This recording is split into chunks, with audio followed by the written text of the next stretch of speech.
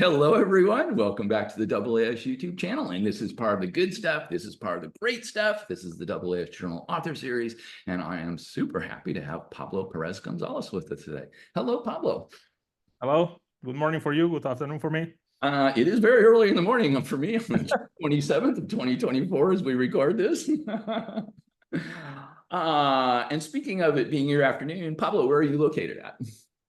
I'm in Madrid right now. Madrid. And I'm very happy to talk to you, Frank, because I used to live in Tucson, Arizona for 3 years. Well, I wish I could say I used to live in Madrid, so maybe I'll just come and visit your house or something. You can put me up for a little bit. You are welcome to come here. Thank you so much. You are such a gracious host. Madrid, awesome. Must be full summer there, right? Or is it hotter? Yeah, well, it's taking slowly to get hot, but it will get very hot. And we are in the close to the middle of the summer in terms of heat here, but it's taking it slowly. Very cool. A lot of storms today. Cool. And that's a very awesome background you have there. And we're going to be talking a little bit about that when we get there. So very cool. Very good. Let's see. And Pablo, what do you like to do for research? Well, I like to understand how galaxies are formed, and that's a big topic, and very difficult, and that means, working with a lot of people and with very different data sets, very different telescopes. I enjoy using telescopes, not only a space telescope, which is my thing now, especially with James Webb Space Telescope. Sure. I enjoy a lot going to the observatory and trying to scare the clouds away. And taking some data some other times. Let me know when you master that one, because you got a marketable thing there. Very cool. Very cool. And that is going to bring us to this very awesome there we go, APJ article. It is open access. It's the open access era, people. You can go grab a copy for free. Go get one. What is the nature of little red dots and what is not? The MIRI Smiles edition. Pablo, take us away. Well, first of all, I must say that this paper has been possible only because I was a postdoc with George Ricky in Arizona 20 years ago, and we have kept the collaboration going on. I enjoy sometimes going there, but working with George a lot. And then I enjoy also working with a former student of mine, PhD student of mine, now a professor at the University of the Pacific, Guillermo Barro. Yes. And then with those three guys, and jointly with the JADES team, and we have Marcia Rique there, the PI, and many people coming behind, Christina Williams, a lot of people there. And with the team of George, which is the team in the MIRI GTO team, especially Jianwei Liu, Stacy Alberts, also Christina Williams again. Cool. Well, a lot of people there, Eiichi Agami, and many JADES people. With all these people, we were able to put together a paper about this interesting new type of objects that we have found with JWST. Right. Very first month, we found this kind of object, and we are still trying to figure out what they are. And this is what we hope to be a new take on it, based on the best MIRI data, JWST MIRI data that exists on the sky, which was taken as part of the guaranteed time observations granted to George in Arizona, within something called the SMILES survey. Okay. Very cool. That was a great shout out to your co-authors. Very good. Very nice. Okay, so let's roll into it. In the first month, there we go. So the key of this paper is, as I told you, in the very first month, I think after the scientific operation started and the first data from JWST was released to everybody. Okay, this is in 2022, right? Summer, July. So 6 months after launch in Christmas 2021, right? Yes. So that first month, there was a paper by Ivo Labe, where at first he was interested in finding massive galaxies at very, very high redshift. a topic that we have had, many of us have had in our minds and in our desktops, in our computers for maybe 2 decades now, because the universe has surprised us every time we launch a telescope to the space with higher and higher redshift galaxies, which are too mature from what we had in mind, too massive, and some of them even with all the stars already at very high redshifts. Okay. And he was trying to find some of these guys, and he found some sources that were very small in size, in angular size, very rare in NIRCam wavelengths, especially from 2 to 4 micron. Okay. But interestingly, they were also very blue in the short wavelength of NIRCam, from 1 to 2 micron. So they were blue and red at the same time, depending on what you find. He was looking for double break sources, is what he called them in this paper. Some sources that had a Lyman break and a Balmer break. Balmer break should come from more or less evolved stars, and the Lyman break should be in every star, in every galaxy. Sorry. And he interpreted the spectral energy distributions of those galaxies as massive galaxies at redshift 7, 8, easy. And this brought a huge debate or huge surprise. And many papers where some authors said that these galaxies were too massive for the high redshift that they had, and they could break cosmology. There were some papers that said that they could break cosmology because there were too many stars. Too many baryons had transformed into stars. Too quickly. Many more baryons that you would expect to have in a halo, given the typical baryon to dark matter abundance in the universe, the average one. Okay. So then these sources were followed by other people, and with the spectroscopy, for example, Dale and collaborators, Dale Kochevsky, Kochevsky and collaborators. I know Dale, so it's Dale Kochevsky for me. He found that one of these galaxies had an emission line. I think it was H alpha or oxygen 3, but I think it was H alpha in this time. It was H alpha. And it had a broad component in H alpha in the emission line. So interpreted that as the presence of an active galactic nuclei. So these sources seem to be, at least one of these, seem to be an active galactic nuclei, a very high redshift, and with quite a large mass of the supermassive black hole. More papers appear, another one by Labbe, where he reinterpreted some data, and he thought that what we were seeing in this blue plus red spectral energy distribution was an active galactic nuclei, which was a bit weird because we were seeing the AGN, the active galactic nuclei, in the blue as a regular quasar, okay, which are blue, but also in the red, like an obscure quasar. And we were seeing, he said that we were seeing that I call it a schizophrenic AGM because it's coming out in two very different ways, which normally you don't see. Okay. And the idea in this paper is to test the nature of these little red dots, which is the name that some other authors like Mathy gave to these sources, but going to the wavelengths where, if these sources were active galactic nuclei with a lot of dust, with obscure AGN, where the dust torus should emit the strongest for JWST, which is the MIRI wavelengths. And that's what we did in this paper. Very cool. Very cool. So that is more or less explained. If we go to, I think it's figure 1 or figure 2. Okay, very good. I'm with you. Very good. Let's take a look at figure 1. There we go. Maybe not figure 1. No, because this is the selection. Let me go to figure, I think it's figure 2 first. Yeah, the little red dots. Well, this is how they look. So now I guess people will agree that they are little and they are red. They're red. So these are red dots. It's perfect.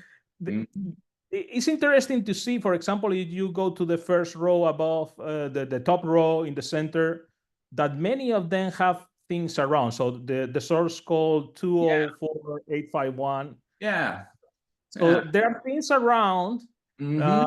When you have this kind of images, sometimes you don't know if the sources around are the same redshift. But for many of these sources, there are blue things around their reddest dot, right? Yes, We know that for that they are at the same redshift, it's the same galaxy or galaxies close by. So the blue plus red, in principle, in some of these sources could come from structure.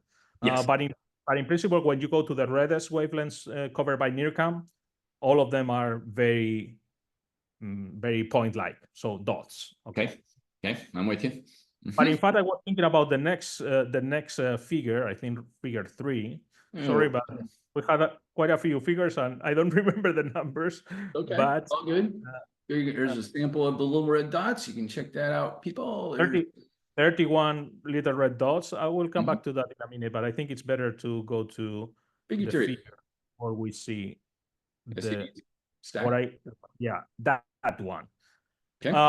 So here, the interesting thing, if we concentrate on the left panel, so here it's we can see the spectral energy distribution of all our little red dots, 31. Okay. In black symbols, black dots, okay, it's NIRCam data. All the NIRCam data, everything normalized to, I think it was 0.4 micron rest frame. So you see that one in the y-axis correspond to 0.4 more or less in the x-axis, okay? And you see there some templates to understand the nature of little red dots. One of the most interesting templates is the red line, which is a torus. Torus model. So on the left, the torus red line at the bluest wavelengths, more or less, it follows the region where all the data points are. Okay. Yes, right here. And to the right, if you only concentrate on the black points, it also follows nicely. So that's what Labette said. Okay.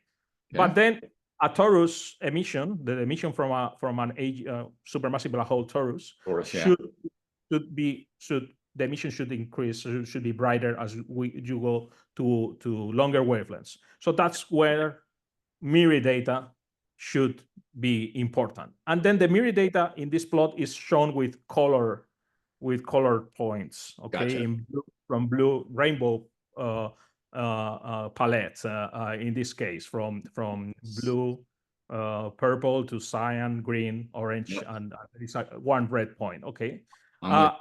So here at the end we would have with MIRI we had the spectral distribution covering from the rest frame UV 0.1 micron, so more or less the diamond break, to 2 micron rest frame. Okay. The average SCD is shown in magenta. Okay. With there are 2 peaks at 0.5 micron. Yes. And another at 0.60 something micron. That's oxygen 3 and H alpha in emission. They have strong emission lines on average. Okay. But the interesting thing here is that MIRI tell us that the SCD of these sources differ strongly from the torus template that I mentioned at the very beginning. It fitted perfectly, more or less. This is a template, okay? Yeah. The NIRCam, so the SCD is based on NIRCam alone, but MIRI is telling a different story. So you cannot, it's not what you would expect from a dusty AGN, a pure torus. So there are other templates here. A QSO only template that falls short in some wavelengths, an obscure QSO template which falls in another wavelengths. But the most interesting thing that we also added in this paper is this extreme starburst. Yes. That you are pointing template. Blue level. Here we went to a paper published in 2007 by C.F. Morgan. Okay. Another one in 2015. They did same author with some other co-authors that I don't remember. But what they did is some radiative transfer models of compact starburst. They wanted to understand how local luminous infrared galaxy or ultra-luminous infrared galaxy emits. What is the density of those type of galaxies, which are very interesting, that they were discovered first by AAS, the AAS satellite in the local universe, and then we know that they were very important at higher redshifts with other missions like ISO, especially Spitzer, which was the mission that I worked for when I went to Arizona with George. So they put together these radiative transfer models where you have starbursts with a lot of very young stars, a lot of O and B stars, very hot, with a lot of dust. So much of their emission is completely hidden by the dust.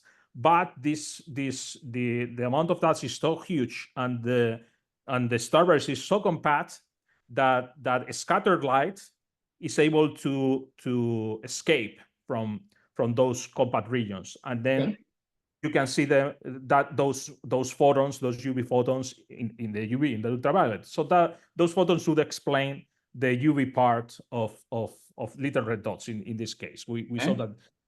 And the stinted part would come out as infrared emission. And since the starburst is so compact and you have so many OB stars and the density of the interstellar medium is so high, then the dust is normally very, very hot, quite hot, and then it emits a lot at 1-2 micron rest frame, which is exactly what we see. So in the paper we said that you don't even have to interpret these SEDs as an AGN with a lot of hot dust in the dollars. It could be explained with a very compact starburst, very compact meaning like less than 300 parsecs, with a very young stellar population and a lot of dust around it. And some of the dust scatter UV photons, and there is another alternative that the OB stars, some OB stars are able to clear the interstellar medium, only some of them, and then some photons percolate through the interstellar medium and they arrive to our eyes, to our telescope, and you see them. And that explains the UV part, which is blue, and the infrared part because it's dusty. So that's probably the main the results, or the two main results in the paper. These sources must have a lot of dust. That dust should be quite warm. They can be explained by star formation, very compact star formation, very young starburst. Also, with the possibility that you have an obscure AGN there.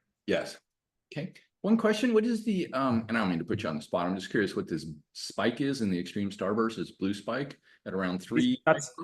That's a pH, a polycyclic aromatic hydrocarbon emission band. That's important because if you go down, before going to figure 1, if you go down to figure 4. Sure, let's slide down to figure 4 and check out those paws. All right. Sorry, figure 5. Let's go a bit more. Sorry about that. All good. It's all good. They're beautiful figures. That one. That's important for this source. Here, what we did is, these jades. We have 31 little red dots, and we have very good NIRCam data. We add the MIRI data. So we are going to assume that this spectral distribution comes from a starburst, as I was telling you, or an AGN, or a mix of it. And then what we did is we had 3 people doing independently their analysis of the spectral distributions, and those 3 people were Guillermo Barro, Jianwei Liu, and myself. And those were the 3 that ran the models. And the other people were also very important to discuss what we should add or the results. And in this case, in this particular case, if we go to the upper left panel, that's a model which was run with a code that I started writing 20 years ago, which is called Synthesizer.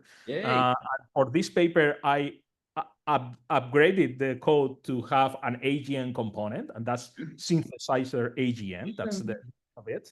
And here we see that the spectral distribution that we see, again, with black dots and color for NIRCam and points in color for MIRI, Okay, I'm with you. So here at the 3 micron rest frame, you see that the point that we have there compared to the previous one, which is in orange, the slope is perfectly consistent with an absorption line, a pH. Wow. And that means pH is normally you see them in star-forming galaxies. Yeah.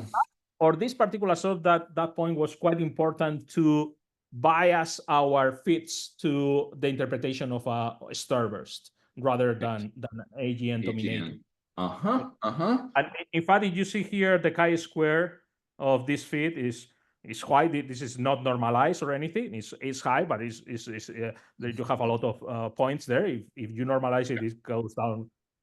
If you just reduce, it goes down. But I wanted to be able to compare different codes, the chi-square, and then each code has its own set a number of free parameters. So it was better to work on direct chi-square. And here you have 227. If you compare with the panel on the right, which was run with a code that is called Prospector AGN Plus. Yeah. This is Prospector, which is an SED code that many people use now, including an AGN, but improved by Jianwei Liu with new templates and better understanding of the AGN. Okay, so here the chi-square is a bit worse, but we also had to include this model in some, I don't know what color is this. I don't remember but kind of reddish brown color, which also includes a pH.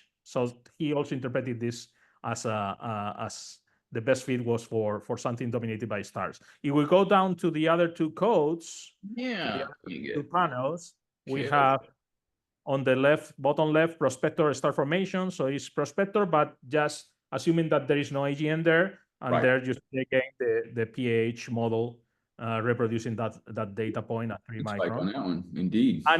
And we also run a prospector AGN, regular prospector that already has an AGN without the improvements of Jianwei Liu. That's bottom, okay.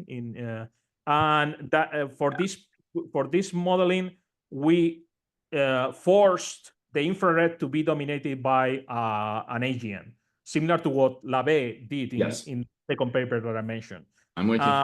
Then it gives you a much worse chi-square. Indeed, 1000. This case, in this galaxy. So this galaxy is one of the galaxies that we call the Golden Five. We had 5 galaxies where MIRI detected them at wavelengths up to from 12 microns up to, in this case, I think it was 21 microns. And we have 5 of these where at least 12 microns was a detection. So if we go to figure 1, to understand better. Sorry, I'm going. No, I'm following you. Forward and backwards, but I think it's better understood if we. I'm with you. You're doing good. Good. Okay, figure 1. So here is the whole sample of little red dots, which are normally selected in many papers with this color F277 minus F444, and you want that color, which is long wavelength NIRCam, to be red. So that's why there is a line at 1, and all our galaxies are up here. Our galaxies, which are the big dots, are compared with other little red dots in other papers from Barrow 2023 or from Labe, second paper that I mentioned. Okay, in smaller symbols. In this case, there are 2 very important things for our sample. Is that we work in JADES with JADES data. JADES data is the best data available in the sky. It's the deepest data taken by JWST so far in the best field on the sky, which is Good South, which has been observed with all kind of instruments to the deepest levels. So we were able to reach magnitude 28 at 4.4. Just to give an idea, I like to say this because, well, it's my history, right? I work with Spitzer data. I was in the MIPS team, which observed at 2470 and 160 micron. But I also work a lot. That was my instrument, my little baby, because I was hired to work with it. But I also work a lot with IRAC data. IRAC data observe at 3.6, 4.4, 5.6, and 7 and 8 micron. Okay, so Very at 4.5 micron, which is comparable to 4.4, we were able to reach like magnitude 25 or so. We have some papers with sources down to magnitude 25. Here, easily, we can go to magnitude 28, 3 magnitudes, so 10 times fainter sources. Some of these sources, some of the little red dots, which are selected with this magnitude cut and this color cut, are identified as brown dwarfs, in fact, like 20%. So in fact, on the second panel of this plot, you have some stars there. For example, on the upper left, 4 stars, okay? Those in fact were selected as red and bright, brighter than 28 magnitudes, and they were little red dots. But here, with some other color cut, we identified them and with brown dwarfs. Also, in this field, it was observed several times by JWST, and I think there were 2 objects which presented proper motion, so they were confirmed nearby. Definitely not high redshift, and that's why they don't show up here on the redshift plot. Yes. So in this other plot, second plot, you have another color, 150 minus, so 150 minus 2 microns, so which is the short wavelength, and the short wavelength color is around 0, which means flat SED. That's the blue part. Okay. So here you have the 2 distinct properties of the little red dots. But the second thing that I wanted to highlight in this plot is in the third panel, is that there the galaxies with a spectroscopic redshift have a small square inside the symbol, and for these great data sets in the best field in the sky, 55% of our little red dots counted with a spectroscopic redshift. Cool. That's very, very nice, and that's very, very different from the typical spectroscopic completeness that we had before JWST flight. In all the samples, it was very low, but for these particular sources, it was also very low in previous papers. But here, more than half of the sources have a spectroscopic redshift. So at least 1 or 2 of the initial sources that the first Labé paper identified as very massive galaxies, it was the high mass was linked to some extent to a misestimated redshift. Okay. The photometric redshift was higher than the actual spectroscopic redshift. Here we don't have those problems because much of the sample is spectroscopic, and then we can include that data in the analysis. Okay. So here you see the 31 little red dots that we selected in the Jades plus Smiles area. And there are different colors. The points follow different colors. So you have the golden 5 in gold. Okay. We have another 7 sources that, apart from the golden 5, that were detected up to 10 micron instead of at least 12 microns, at least 10 micron. Okay. And those are the 10 micron source. After we put together the paper, we said, well, we should have called them the silver 7, but it didn't arrive to the paper. It was too late, our idea. So those would be silver 7, and then we have the bronze 7, which were other sources that were detected only up to 7.7 micron, which is the bluest. Kind of blue, purplish. So there are another 7, and then we have another 10 or 12, I think. The rest up to 31. Which we call at the end the wooden 12, or which we didn't have MIRI data. Right. For those sources, right now, the Smiles data is great because you have all the MIRI bands. Okay. That's unique right now. And we have those in a relatively large area. So I think we cover 34 square arc minutes with Smiles, and in that area, 34 square arc minutes, we have 31 little red dots, galaxies that are little red dots. So that's like 1 little red dot per square arc minute. So the number density is low. So you really have to cover a wide area. Bigger, yeah.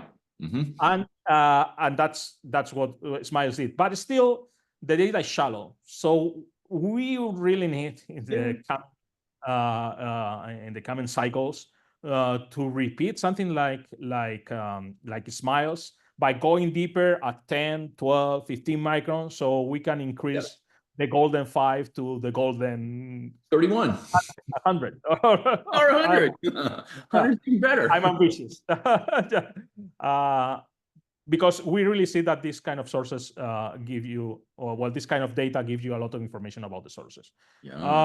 So for the golden 5, we put together spectral energy distributions, a detailed SED modeling, and for each one of them, we had a plot, a figure. Okay, we went to figure, I think it was figure 5.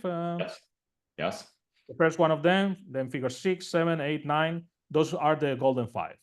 For the silver 7, we join all of them in the same plot, and there is another figure with all the galaxies in the same plot, and showing an average model for the 4 types of codes, and the same for the bronze 7 and for the wooden ones. And for all of them, we found a similar result. Probably to understand the statistical properties of the sample, we should go to figure 9, 10, much advanced. So here you have all the information about the sample, as you said. 5. This is one of the golden 5, another one of the golden 5, with the postage stamps in MIRI and IRCAM. Third, fourth of the golden 5. Third, fourth. Fifth, I think is fifth of the golden 5. Okay. And I think the next plot probably is the silver 7, maybe. Figure 10. Not this one, I think is the next one. 10. Oh, here we go. And these are the silver 7. Yeah, and right. The bronze 7 and the wooden 12.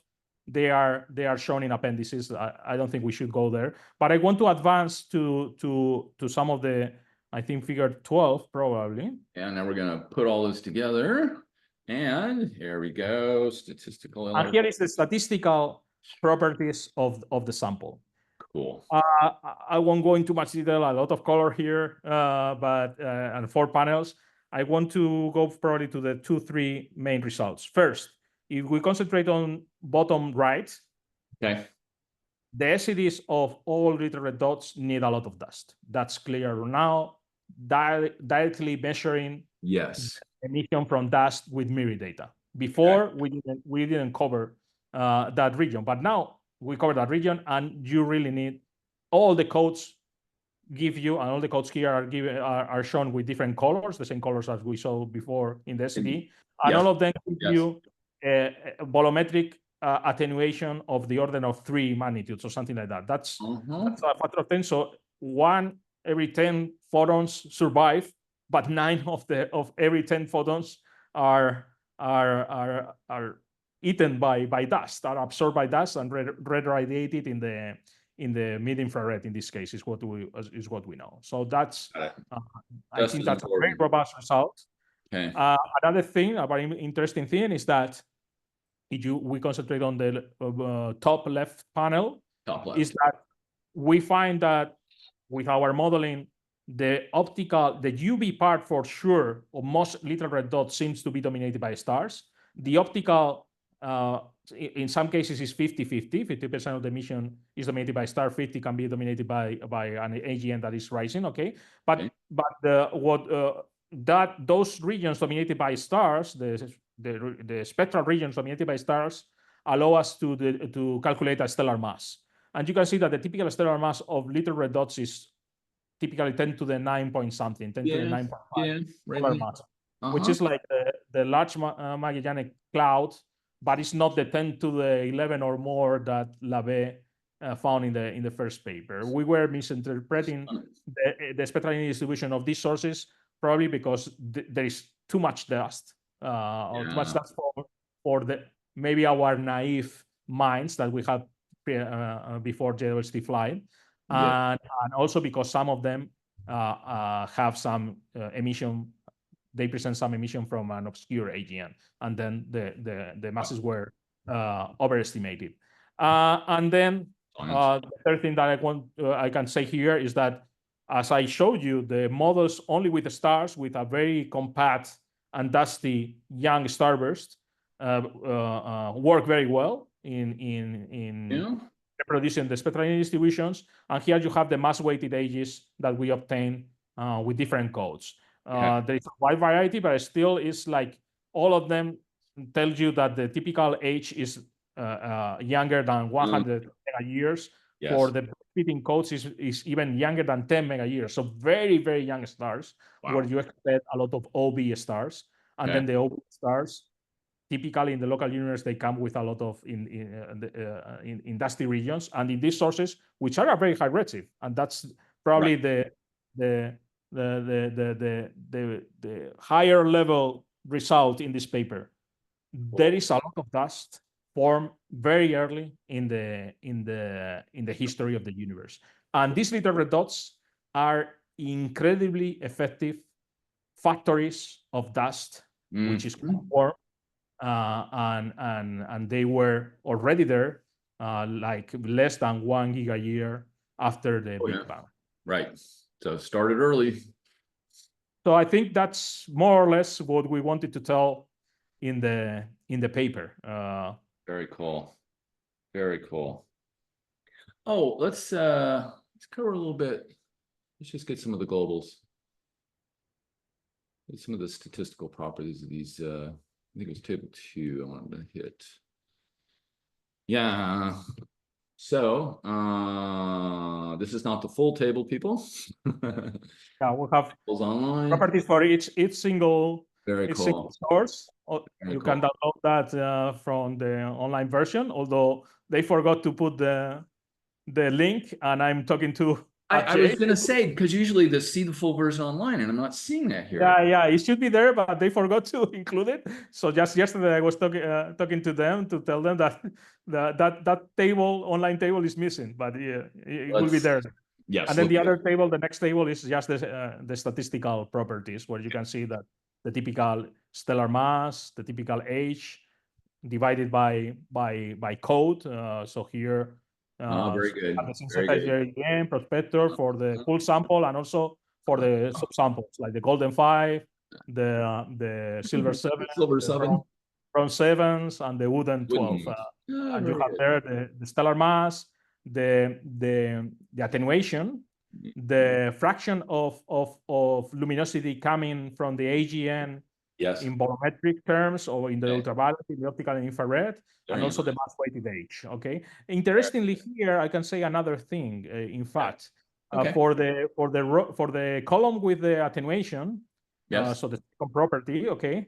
So we give the volumetric. Okay, which is what we saw in the plot that we commented about before. But we also give here the attenuation of the far UV emission in rest frame, and the V-band attenuation. Nice. And it's interesting because the relationship between the attenuation in the far UV and the optical is ruled by what we call the attenuation law. When we analyze galaxies at hot racing, normally we assume that they behave like local starbursts, and the attenuation law for local starbursts was studied by Daniela Calzetti in 2000, and by other people, but there is a very famous paper by Daniela Calzetti in 2000, and that is a very particular attenuation law. Here we try to see if that attenuation law is applicable to these sources, and we find that it's not.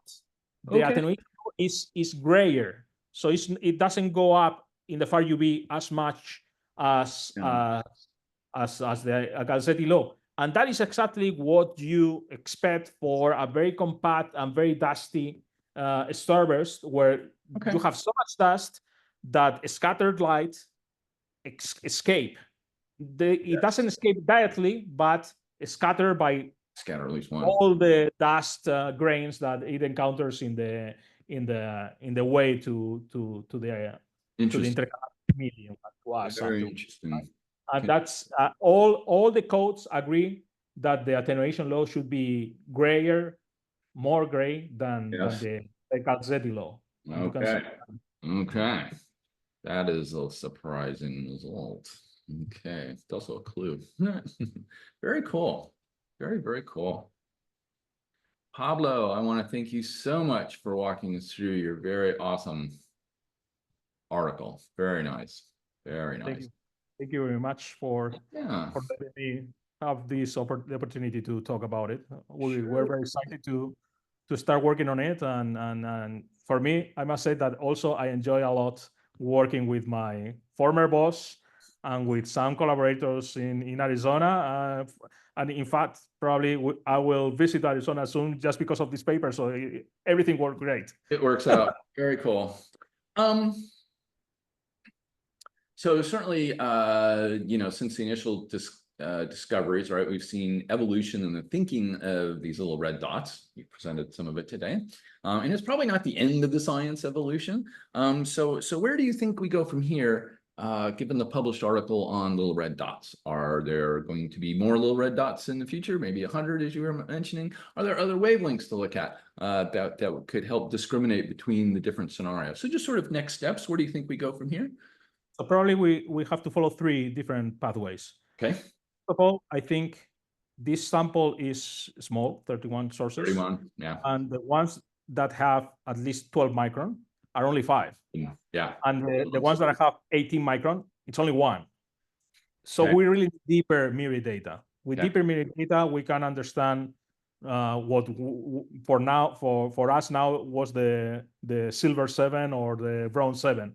And those sources doesn't seem to be exactly the same. For example, the silver 7, the colors of the silver 7 sources for the bands that we have in common with the golden 5 are a bit bluer.